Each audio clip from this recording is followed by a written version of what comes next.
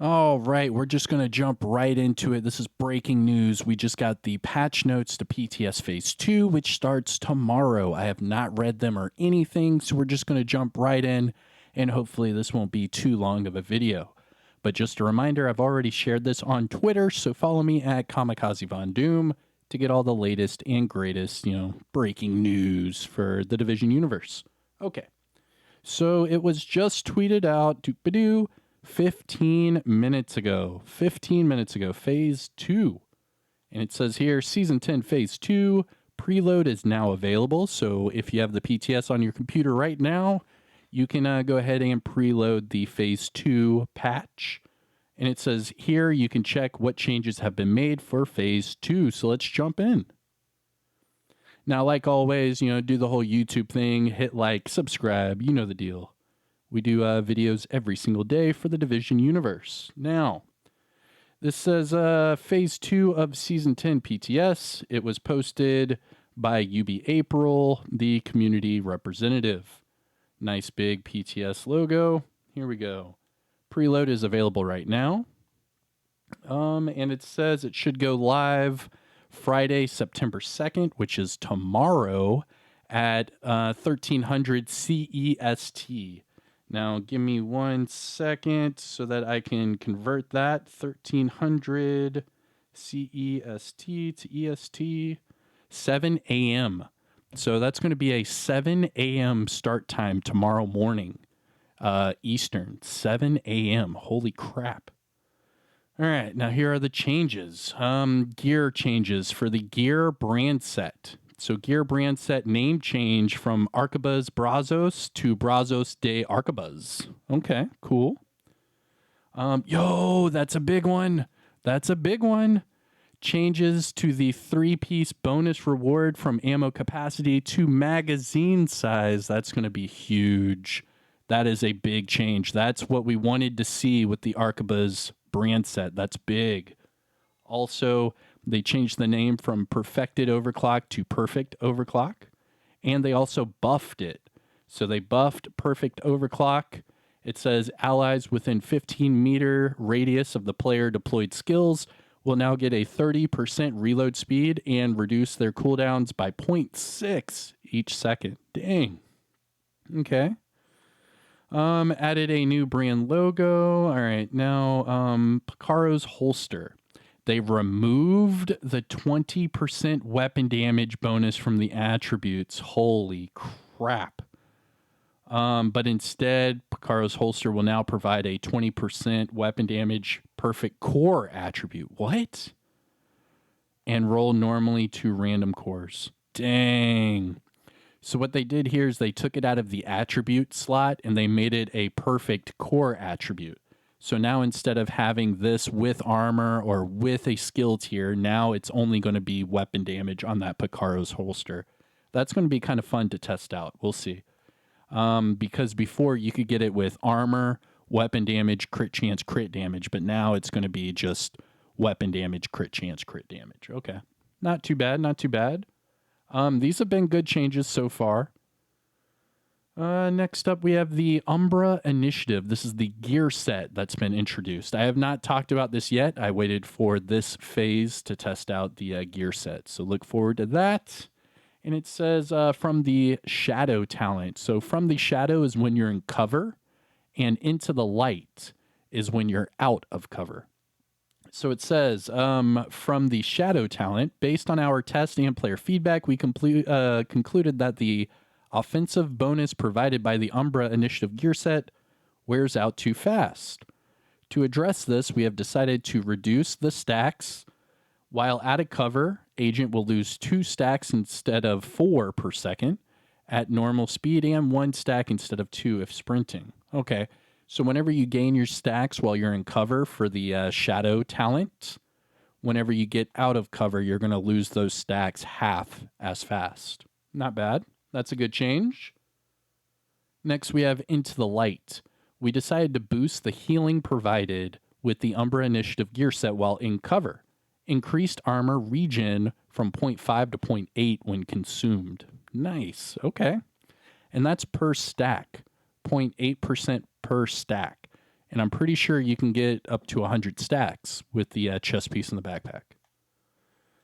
Also added in-game models for Umbra Initiative on female bodies. Oh, it probably looked weird or something. Okay, not bad. Ongoing direct... Ooh, Striker. What? What? They changed Striker? Oh, shit. Hold on. Ongoing directive. Fixed an issue where hollow point ammo would not give the bonus to party members. So they fixed that. So now everyone's going to get the hollow point ammo from the ongoing directive. This is going to be huge for raids and PvP. Strikers battle gear. Oh man, this is going to be big. I can't even wait. With the addition of the Heartbreaker gear set in Season 9, Striker has lost its place as a pure offensive beast that it was designed to be. Additionally, the fix to make Heartbreaker stacks additive instead of multiplicative also needed to be applied to Striker for both sets to have consistency. So they changed the Striker stacks from multiplicative to additive. We have taken this change into account with our rebalancing to make sure it doesn't result in a reduction of its own damage bonus. Change the damage modifier from multiplicative to additive. They just said that. And then it says Striker's Gamble. Weapon hits will increase total weapon damage by 0.65%, stacking up to 100 times. 2 stacks will be lost between 0 and 50 stacks. 3 stacks will be lost per second from 50 to 100. Press the advantage. Oh, hold on. So normal Striker now gives you 100 stacks. Oh, crap. And now we can get up to 200 stacks. Oh, man. Press the advantage. Increases your max stacks from 100 to 200. 4 stacks will be lost every second between 100 and 150. And 5 stacks will be lost every second between 150 and 200 stacks. Wow. Now we're going to be able to get up to 200% additive damage bonus. With the risk management talent, it will increase your total weapon damage gain per stack from 0.65 to 1%. And 1% of 200. Come on, 200% additive. That just put Striker on the map. Especially with ACS 12. Just saying. Weapons. They changed the Dr. Holm. Okay. So Dr. Holm, it is the exotic variant to the M1A CQB. I don't know why it says QCB. It's a CQB. We're happy with the fantasy and exotic mechanic of this weapon, but we agree it needs a bit of a kick to become a truly valuable alternative to the other weapons. So what they did is they increased the RPMs by a lot. Wow, that's a lot. They nearly doubled the RPMs. And they fixed an issue where the armor kit dropping from unmarked. Okay, all right. Then we have the Busy Bee, the exotic pistol inspired by the lightning rod. We decided to simplify the mechanics of the Busy Little Bee and refocus on a simpler fantasy. Good, thank you. Use the pistol to build a stack. Swap weapons to consume the buff. That's even easier. That's awesome. So you shoot with this weapon, then you switch to whatever weapon you want that damage bonus to go to, and then you're good. Talent, Busy Little Bee. Each shot to a different target will give you 1 stack max of 10. So now it's only going to 10 stacks, which each stack gives you 20% weapon damage increase. So even if you're just shooting 2 different enemies, you get up to 20% weapon damage, and as soon as you switch to your other weapon, you consume that buff. Stacks will activate once the weapon is switched and will last for 10 seconds. Oh, man. So say you're PvPing, right? And you shoot a full team. That's a team of 4. You shoot each of them once. That's 80% weapon damage. Then you switch weapons to consume it, and then you have 80% weapon damage for 10 seconds. That's crazy. Okay. Not only that, but this goes up to 10 times. So you could get 200% weapon damage. I mean, obviously, people aren't going to be shooting 10 different enemies. We'll test all this out in the PTS tomorrow. Changing weapon again during the said 10 seconds will cancel the buff. Okay. All right, here we go. So the Lefty, this is going to be the big one everyone was talking about. All right, so the Lefty changed the damage values from the mop to the ACS 12. Yes, it was too powerful. So that right there dropped the damage by 2/3. The mop, just for example, the mop on a normal build will be around 1.2 million total damage, where the ACS 12 on a normal build will be around 300k. So they're dropping that quite a bit. They also changed the RPMs and mag size to 320. Damn, dude. So it's basically just ACS 12 with a different talent. Okay. All right. Oh, farewell, the Lefty. Farewell. And finally, we have quality of life changes. Hell yeah. Added an option to hide your signature weapon. So that's going to be something to look at. They adjusted the shade watch. Players can add and assign multiple points at once. Nice. Added an option to sell from your stash. At each vendor, players can sell stuff to. Okay.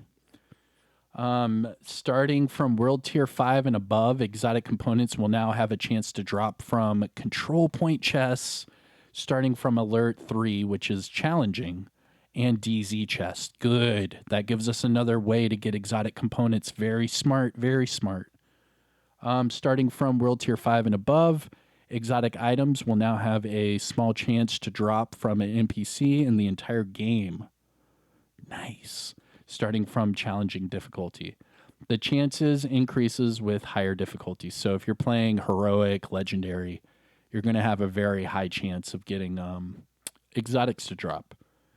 Drastically reduced the log off timer for hardcore characters from 30 seconds to 2 seconds in order to reduce instances of players finding their hardcore characters dead after a crash or disconnect. Nice. That's another great, and that's for the hardcore characters. That's a great change as well. Good job. Good job. This is a good thing. Everything that I've read, I like. Obviously, guys, I really did love the Lefty in the PTS Phase 1, and I'm sure a lot of you were sick of it. They're like, yeah, we get it. You're using a messed up weapon. We get it. It was so much fun. I'm not going to lie. But the way that they changed this to just a normal ACS 12, yeah, I'm not going to be using it. So, yeah. Anyways, that is your patch notes for PTS Phase 2. I hope you enjoyed this. If you found this helpful or informative, please hit that thumbs up, subscribe for more Division content. I will be covering everything within the Division universe, whether it be Division 1, 2, Heartland, Division 3, and so on. So, yeah, I hope you guys enjoyed. I'll see you all in the next one. Don't forget to find me on Twitter at Kamikazevondoom. I share all of this as soon as it goes live. And if you're already on my Twitter, you already saw the patch notes. But all right, everyone, I hope you enjoyed it. I will see you all in the next one. Take care, everyone. Peace.